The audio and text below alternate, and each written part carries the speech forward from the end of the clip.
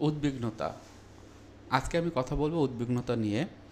উদ্বিগ্নতা আসলে কী জন্য হয় আমরা কি জানি? বেশিরভাগ ক্ষেত্রেই উদ্বিগ্নতাটা তৈরি হয় অহেতুক ভয়, যে ভয়টাই আসলে বাস্তবসম্মত হয়তো না, এটাই আমি মনে করি। এবং উদ্বিগ্নতার ক্ষেত্রে কী হয়, আমরা অধিকাংশ সময় ভবিষ্যতের কথা ভাবি, ভবিষ্যতের কথা চিন্তা করি।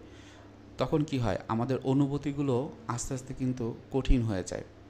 সিবিটি বা কগনিটিভ বিহেভিয়ার থেরাপির বেশ কিছু টেকনিক রয়েছে যেগুলো ব্যবহার করে আপনার অ্যাংজাইটি বা উদ্বিগ্নতা কমিয়ে ফেলতে পারেন, যেটি গবেষণায় প্রমাণিত। আমি কয়েকটি সিবিটি টেকনিকের কথা বলতে চাই। আপনারা টোটাল এই 7টি যে সিবিটি টেকনিক আমি বলবো, প্রত্যেকটা টেকনিক যত্ন সহকারে নিজের উপরে অ্যাপ্লাই করার চেষ্টা করবেন। আশা করব আপনারা নিজেরাই সিবিটির এই টেকনিকগুলোর মাধ্যমে আপনার ভিতরে যে অ্যাংজাইটি বা ভবিষ্যৎ সম্পর্কে বিভিন্ন রকমের উদ্বিগ্নতা, এগুলো কমিয়ে নিয়ে আসতে পারবেন। প্রথমেই যেটি, আইডেন্টিফাই দ্য নেগেটিভ থট। আমাদের প্রত্যেকটা খারাপ থাকার পিছনে, খারাপ অনুভূতির পিছনে একটা খারাপ বা নেতিবাচক একটা চিন্তা থাকে, এবং যখন চিন্তাটা অ্যাক্টিভ হয় তখন আমার অনুভূতিটাও অ্যাক্টিভ হয়ে যায়, তখন আমরা খারাপ থাকি, এবং সাথে সাথে আমাদের আচরণটাও খুব বেশি অ্যাডজাস্টমেন্টাল থাকে না। তো প্রথমে কী কী করতে হবে, যে আপনার থটগুলো কী সেগুলো আইডেন্টিফাই করা। অ্যাংজাইটির ক্ষেত্রে বিভিন্ন রকমের থট থাকতে পারে, বেশিরভাগ ক্ষেত্রেই যেটা দেখা যায়, হয়তো পরিবার নিয়ে ভবিষ্যৎ কী হবে, নিজের হেলথ নিয়ে ভবিষ্যৎ চিন্তা করে, প্রতিবেশী কী বলবে, অথবা আমার আজকের দিনটা যেমন যাচ্ছে ভবিষ্যৎ কীভাবে যাবে কি না, এই চিন্তাগুলো হয়। তাহলে এইগুলো আপনি একটু নোট ডাউন করেন, লিখে রাখেন। এরপর আমরা বলি যে চ্যালেঞ্জ ইউর থটস। লিখে ফেলার পর প্রত্যেকটা থটকে আপনি একটু চ্যালেঞ্জ করবেন। নিজের চ্যালেঞ্জ করা মানে কি? মানে হচ্ছে কিছু প্রশ্ন করা আপনার নিজেকে। এই যে চিন্তাটি আসলো, এটা কতটা বাস্তব? আপনি কি অতিরঞ্জিত করে চিন্তা করছেন কি না একটু ভাবতে পারেন। আপনার কাছে কোনো প্রমাণ আছে যে আপনার এই চিন্তাটা আসছে এবং এটা বাস্তবে হবে? কতটুকু প্রমাণ আছে? একটু রেটিং করেন, 10-এ কত?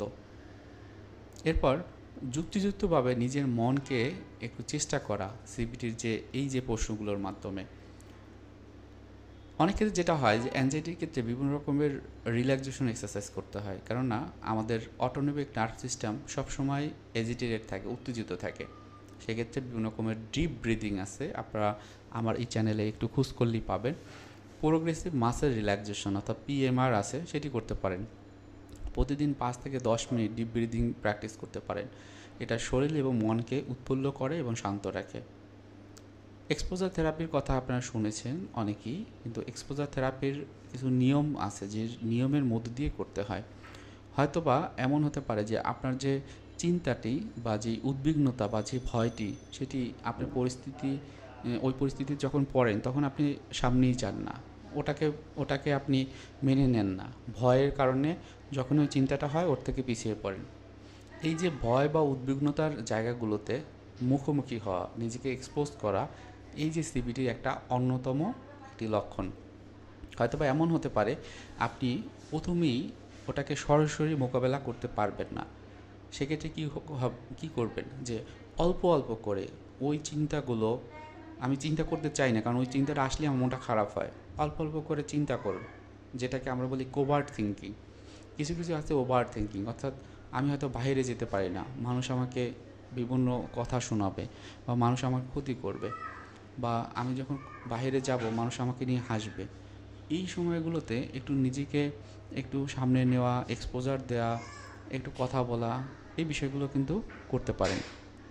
কগনিটিভ রিস্ট্রাকচারিং, যেটি সিবিটির একটা অন্যতম একটা থেরাপিউটিক টেকনিক, যেখানে নেতিবাচক এবং উদ্বিগ্নজনিত যে চিন্তাগুলো থাকে সেগুলোকে পুনঃমূল্যায়ন করা, একটু চিন্তা করা, এসব চিন্তাগুলো কতটা বাস্তবসম্মত বা কতটা প্রাসঙ্গিক তা যাচাই করুন, এবং তাদের কি বিকল্প কোনো চিন্তা আপনি করতে পারেন কি না, যে চিন্তাগুলো আপনার ক্ষেত্রে হয়তো প্রোডাক্টিভ হতে পারে। সেলফ মনিটরিং খুবই গুরুত্বপূর্ণ। সেক্ষেত্রে আপনার চিন্তাভাবনা, আবেগ এবং আচরণের নিয়মিত মনিটর করা খুবই গুরুত্বপূর্ণ।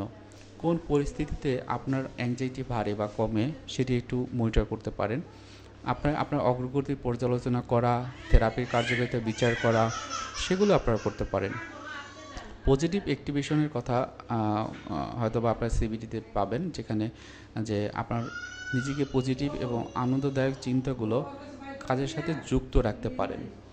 হয়তোবা এমন হতে পারে যে আপনার একটা সময় গান গেতে বা গান শুনতে পছন্দ করতেন, বই পড়া পছন্দ করতেন, ছবি আঁকা এগুলো পছন্দ করতেন। তো এখন আপনি অল্প অল্প করে চেষ্টা করতে পারেন। আপনি যখন এগুলো করবেন তখন দেখবেন আমার ওই যে ব্রেনের যে অটোনমিক নার্ভ সিস্টেম সেটা আস্তে আস্তে প্র্যাকটিসের ভিতরে থাকবে। তখন দেখবেন যে অনেক কিছু অস্থিরতা সেটা কমে গেছে। অনেকের ভিতরে রাগ থাকে অ্যাংজাইটি থাকলে, সেক্ষেত্রে এই যে অ্যাঙ্গার ম্যানেজমেন্টের ক্ষেত্রেও আপনি যদি পজিটিভ কিছু কাজ করেন এবং মনটাকে সবসময় একটা জায়গাতে না রেখে বিভিন্ন ক্রিয়েটিভ চিন্তা করা, ক্রিয়েটিভ বিষয়ের প্রতি মনোযোগ দিয়ে দেখা, এটা যদি করতে পারেন তাহলে দেখবেন যে আপনার মনের যে শান্তি বা যে অশান্ত করে যে মনটা, সেই বা অশান্ত হওয়ার পিছনে যে লক্ষণগুলো থাকে বা যে ব্যক্তিগুলো থাকে বা যে কারণগুলো থাকে সেগুলো দেখবেন আস্তে আস্তে আপনি নিজে নিজেই কমিয়ে ফেলতে পারবেন। সো এই যে 7টি প্রক্রিয়ার কথা বলেছি, আপনারা যদি নিয়মিত প্র্যাকটিস করেন দেখবেন আপনার মনের যে সমস্যাগুলো যেগুলো অ্যাংজাইটি তৈরি করে সেগুলো থেকে খুবই রিল্যাক্স থাকতে পারবেন। এবং আপনার শরীরকে রিল্যাক্স করতে হলে আপনার মনকে রিল্যাক্স করা খুবই গুরুত্বপূর্ণ, এবং মনের যদি দূষিত হয় অ্যাংজাইটি বা উদ্বিগ্নতার কারণে সেক্ষেত্রে আপনারা এই যে 7টি প্রক্রিয়া সেটি অবলম্বন করবেন। আশা করব এখান থেকে বের হয়ে আসতে পারবেন। সবাই ভালো থাকেন, সুস্থ থাকেন। আসসালামু আলাইকুম।